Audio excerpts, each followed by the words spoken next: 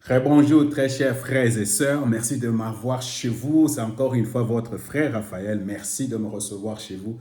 Aujourd'hui, je sais un peu de par mes observations de donner quelques raisons pourquoi les filles, surtout, je parle maintenant de filles, uniquement de filles, pourquoi les filles dans nos églises ne se marient pas ou ne se marient plus. Alors, je vais donner quelques raisons. Ce sont des observations. Quelqu'un vraiment, ce sont mes observations. Ça ne vient pas de la Bible, c'est ça que je veux dire maintenant là. Mais ce sont mes observations. Toi-même, tu dois juger si ce que je dis est vrai. Ça peut t'aider, ça peut vraiment aider quelqu'un.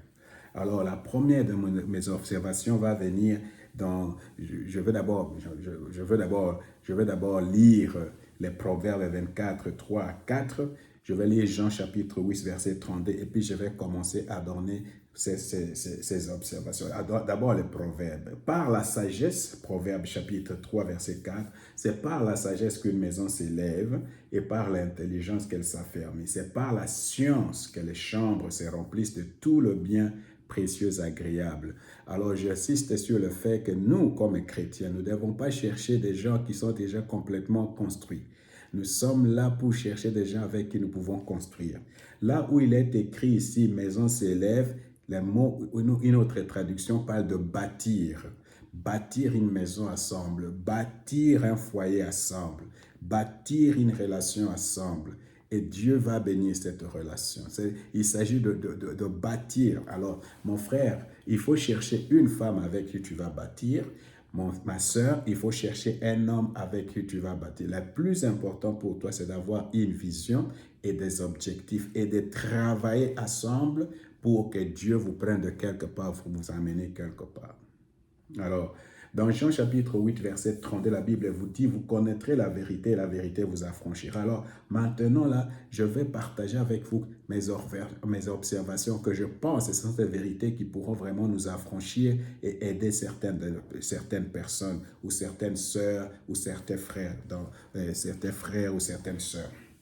Alors, dernièrement, j'étais en train de parler avec une de mes nièces, comme souvent on parle aussi de beaucoup de choses, on parle de temps en temps, et j'étais en train de demander à ma soeur ou à ma nièce, est-ce que toi, tu pourrais me marier, moi, Raphaël et Kamba aujourd'hui? Tu pourrais me marier si je n'étais pas ton oncle? Est-ce que tu pourrais me marier? Je suis chrétien. Je crains Dieu. Je prie. Je ne fais pas de bêtises. Mais à l'époque, quand moi je cherchais, j'avais un travail, mais peut-être qu'il ne payait pas comme il faut. J'avais fini mes études. J'étais chrétien, mais j'habitais chez ma sœur. Et, et à cette époque-là, j'ai parlé d'une de mes fiancées. Je suis allé chez elle. Sa maman ne voulait pas me recevoir. Sa sœur me faisait le problème. D'abord, un, parce que j'étais moutété là. De deux, parce que j'étais noir. De trois, alors elle cherchait des gens bruns, je ne sais pas. De trois, je sortais d'une famille pauvre. Et j'insiste, derrière chaque homme, il y a un grand héros, un grand géant. J'avais dit ça. Alors, aujourd'hui, je constate seulement. Et même quand j'étais en Chine, à Pékin, tu vas voir les femmes chinoises, les européennes et les autres femmes, quand elles s'intéressent à toi, elles ne s'intéressent pas vraiment à ce que toi tu es, mais à ce que tu as dans la tête. Et c'est vraiment, mais nos femmes africaines, elles regardent d'abord d'où tu viens, elles regardent qu'est-ce que tu as et des choses comme ça. C'est pour cette raison, je te pose cette question, ma soeur, mon frère. Est-ce que tu es sûr que tu peux marier ton papa? Est-ce que tu es sûr que tu peux marier ton oncle? Est-ce que tu es sûr que tu peux marier même ton pasteur que tu apprécies, parce que beaucoup de chrétiens, quand ils regardent le pasteur et sa femme, oh, moi aussi, vraiment, je vais trouver un homme comme le pasteur. Je te dis vrai, est-ce que tu connais la vie du pasteur avant qu'il devienne un modèle pour toi? Qu'est-ce qu'ils ont trimé, qu'est-ce qu'ils ont vécu? Voilà pourquoi, l'une des raisons pourquoi nous avons beaucoup de problèmes dans nos églises, c'est que nos sœurs ont des critères et des standards qui sont irréalisables par les hommes. Par exemple, il y a des gens qui vont dire, moi je ne veux pas marier un Moulouba, je ne vais pas marier un Mouswahili, je ne vais pas marier un Moukongo, je ne vais pas marier, je ne sais pas quoi. En disant cela, tu es en train de réduire. Je ne veux pas marier un non-chrétien, je ne vais pas marier un catholique, je ne vais pas marier un protestant, je ne vais pas marier... Alors, en disant cela, tu es en train de réduire les champs ou même les nombres de gens auxquels tu t'intéresses.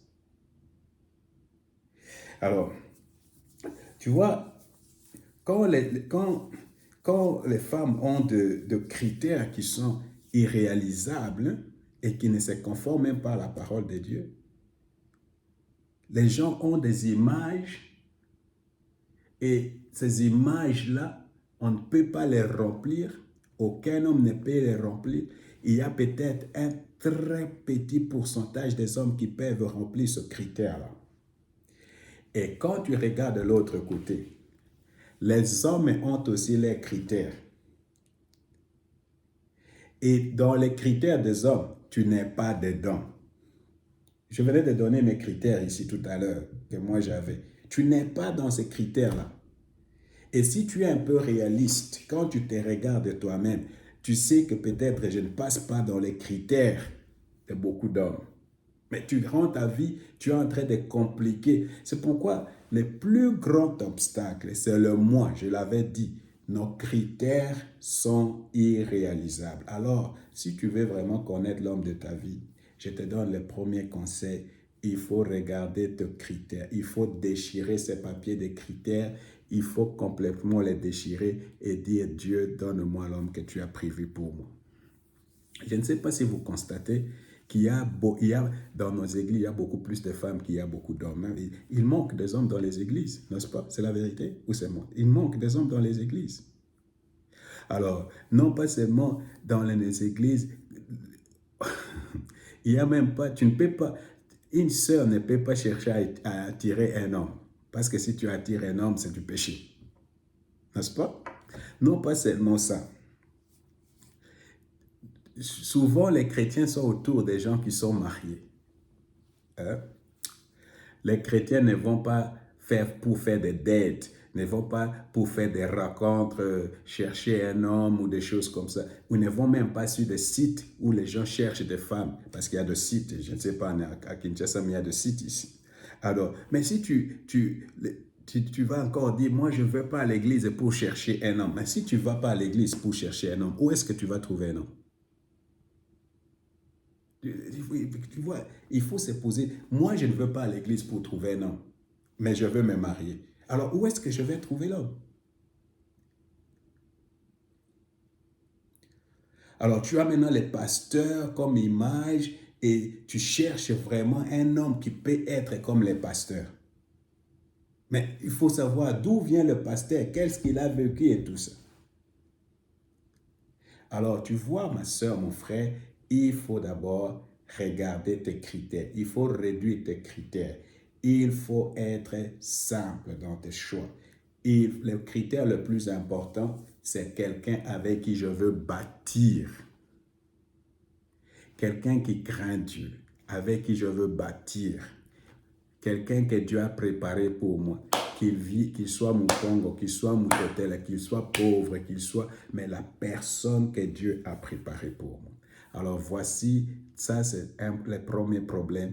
Il faut arrêter avec des critères qui sont irréalisables, que les hommes ne peuvent pas atteindre. Parce que comme ça, tu es en train de réduire le nombre des hommes ou des hommes qui peuvent s'intéresser à toi. N'oublie pas, comme toi tu as des critères, les hommes aussi ont leurs critères et tu ne passes pas dans les critères de ces hommes-là. Oh.